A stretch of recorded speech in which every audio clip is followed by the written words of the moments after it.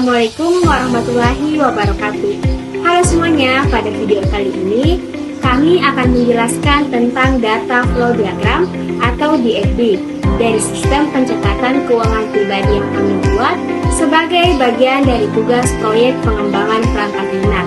Sistem ini bertujuan untuk membantu pengguna dalam mencatat, memantau, dan menganalisis keuangan pribadi mereka agar lebih terstruktur dan efisien.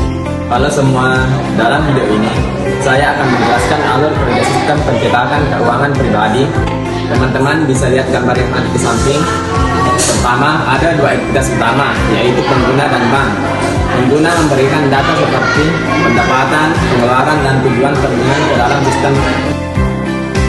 Sistem kemudian mencatat dan mengelola data tersebut. Di sisi lain, sistem juga bisa terintegrasi dengan bank untuk mendapatkan data transaksi otomatis. Semua data ini akan diproses oleh sistem pencatatan keuangan pribadi untuk menghasilkan laporan-laporan yang membantu pengguna memahami kondisi keuangan mereka. Output dari sistem ini meliputi laporan keuangan, ringkasan keuangan, dan data transaksi yang dapat diakses oleh pengguna untuk pengambilan keputusan keuangan yang lebih baik. Dengan sistem ini, pengguna bisa mengelola keuangan pribadinya dengan lebih efektif dan terorganisir. Kali ini saya akan menjelaskan DFD dari sistem pencatatan keuangan pribadi. Teman-teman dapat melihat gambarnya di samping. Sistem ini terdiri dari 3 proses utama. Pertama, proses pengelolaan data pemasukan. Di dalamnya terdapat 2 subproses, yaitu pengelolaan data gaji dan data pemasukan lain. Ini penting untuk membedakan sumber pemasukan utama dan tambahan. Selanjutnya adalah proses kedua, yaitu pengelolaan data pengeluaran.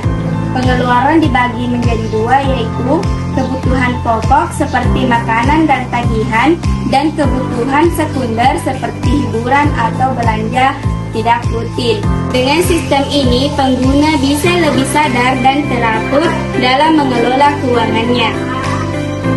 Selanjutnya, saya akan menjelaskan diagram DFD level 1. Teman-teman bisa lihat gambarnya di samping. Jadi, diagram ini memperlihatkan bagaimana data mengalir dari pengguna ke berbagai proses utama di dalam sistem.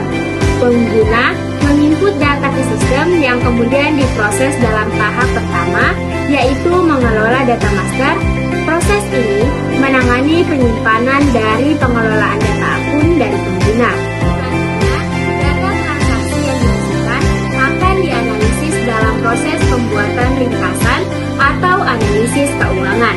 Proses ini menerima data dari 2 arah, dari data akun hasil pengelolaan sebelumnya dan dari permintaan laporan oleh bagian keuangan pribadi. Hasil dari proses ini berupa laporan dan ringkasan keuangan yang akan diteruskan ke proses pemuatan keuangan.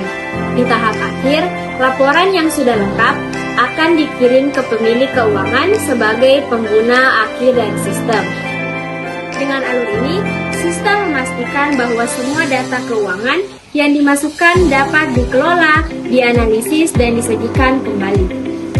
Demikian penjelasan mengenai DFD sistem pencatatan keuangan pribadi, mulai dari gambaran umum, struktur internal, hingga alur data secara detail.